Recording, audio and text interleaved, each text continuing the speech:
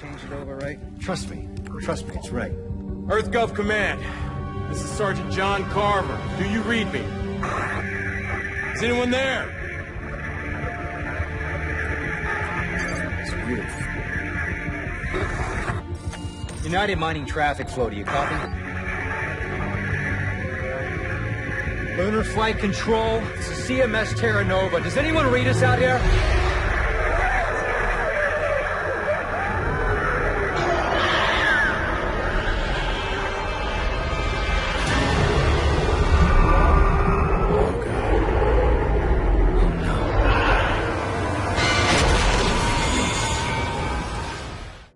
In 1859, British naturalist Alfred Russel Wallace discovered the insect pathogenizing fungus, although we would probably know it more commonly as the zombie ant disease. The fungal spores take root inside of the ants, controlling their minds and manipulating them to leave their nests, using their mandibles to affix themselves to leaves high in the treetops. Once everything is in place, the fruiting bodies will rupture the ant's head, releasing fungal spores destined to affect others.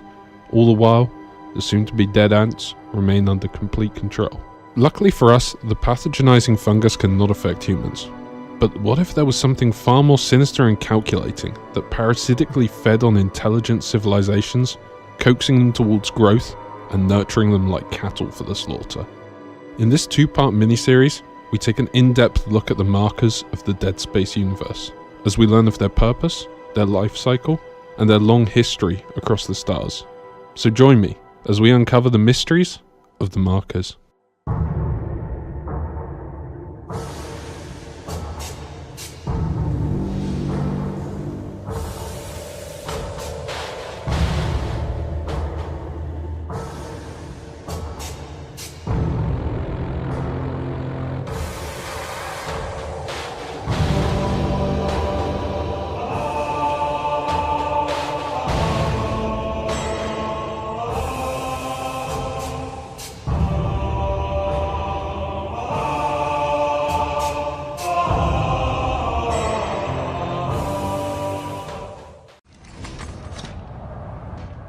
Oh my God. I built that.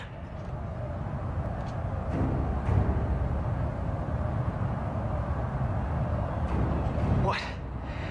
What are they doing? They're all coming to the marker.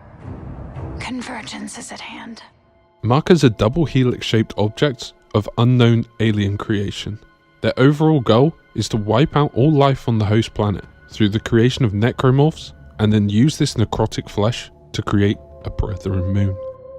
There are two types of markers known to exist. The first being the black markers themselves, which originate from an extraplanetary source and travel potentially millions of light years. Before impacting on the planet they will call home. The second is the red markers, which are artificially created copies of the black markers, and are created by the population of the infected planet. Both black and red markers function almost identically, emitting an electromagnetic signal that both compels sentient beings to create more red markers and reanimates necrotic tissue in order to create necromorphs. As stated, the end goal of the markers is to create a brethren moon, also known as the necromorph moon, which is an amalgamation of the planet's necrotic flesh into one giant spherical necromorph. This is also considered to be the final stage of the necromorphic life cycle. The markers will achieve this goal through spreading an alien contagion that results in the death of all life in an area, while simultaneously reanimating dead cells.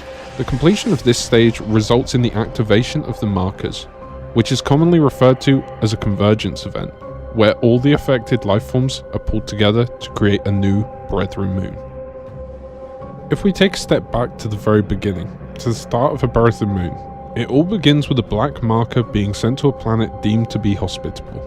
Once there, the marker begins to emit an electromagnetic signal that subtly guides and teaches the life upon the planet into living in civilizations, with the goal of creating sentient life. The sole purpose of nurturing these civilizations is for the species to grow and expand, inevitably overpopulating the planet. Due to the chronic overpopulation, the species will deplete its natural resources and energy supplies, and become desperate to find a new source.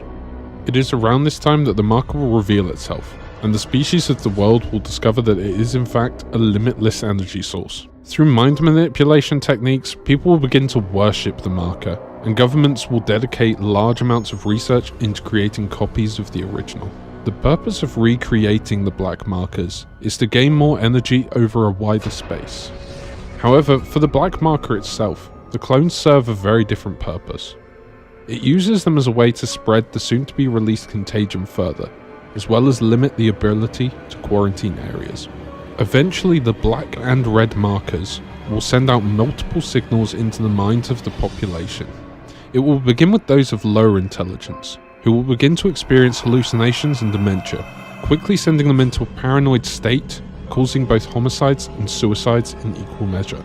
This stage prepares the populace for the next stage by creating large amounts of fresh corpses. For those of higher intelligence, they are instead given blueprints directly into their mind's eye of how to create a red marker, in hopes of getting a few more built before the beginning of the final few stages. The markers will then begin the end of their plan, the necromorphic infestation. Interestingly enough, the actual contagion's genetic code is written in an alien language upon the marker itself. The final signal heralds the release of the contagion, as it begins to reanimate the dead cells of all the planets recently deceased. Their dead bodies are twisted into powerful, nightmarish creatures that are built for the sole purpose of killing other living creatures and infecting their dead tissue. The infection spreads not only from the black marker, but also from the duplicated red markers as well. When the necromorphs become enough, the markers prepare for their ultimate goal, convergence. The convergence event begins when all able-bodied necromorphs gather around the markers. A final signal is released while the black marker begins to rotate and levitate into the sky. Its signal then connects to all the duplicate markers. Once the connection is complete, the black marker pulls the necromorphs into the sky and then stratosphere. Once assembled, the marker will begin to pull their bodies apart, joining the necrotic flesh into a ball that wraps around the helix-shaped black marker, thus creating a brethren moon. Finally, when the moon is created, it will feed on whatever life remains on the planet, before going into a deep hibernation as it makes its way to join its kin in a chain network signal, possibly with the outlook to spread the infection ever further into space. Despite seeming near indestructible, it has been shown on multiple occasions that it is indeed possible to destroy a black marker. However, managing to make your way past both its crazed worshippers and its mind-altering effects would prove more of a challenge than actually causing it physical damage. If you are able to make it through, however, there are several ways that seem to have been able to deal with the markers in the past. Some markers seem vulnerable to conventional weapon fire, as seen in Dead Space 2, during the Marker Labs scenario. Equally, Dead Space Aftermath supports this, though it states that destroying markers in this way merely fractures them into smaller but still active shards. Isaac Clarke and John Carver both demonstrated a unique way of destroying markers, by managing to battle and defeat its influence within their own minds, something that is not easily done. Isaac first demonstrated this with the Site-12 marker, and Carver would later achieve this by confronting an SCAF built marker. Dead Space Aftermath indicates that a marker, or at least a very small shard of one, can be eliminated by dropping it into a ship's reactor. The resulting energy surge will utterly obliterate the artifact. Isaac Clarke also destroyed Mark 3A inadvertently by dropping a chunk of Aegis 7 on it, which was also referenced in Dead Space Aftermath. As said, however, the markers will not go down without a fight, and are aware of their limited weaknesses. They will utilize lethal force if threatened, inducing hallucinations and sending waves of necromorphs to their defense. And that will wrap up for today's video. I hope that you've enjoyed the first look into the two-part mini-series into the markers of the Dead Space universe. The next video will focus on the history of the markers, as we learn of times that they've appeared both in human history as well as other species throughout the galaxy. If you have enjoyed the video, consider leaving a like and subscribing, as it helps me out and lets me know if I'm going in the right direction with these videos and this channel in general.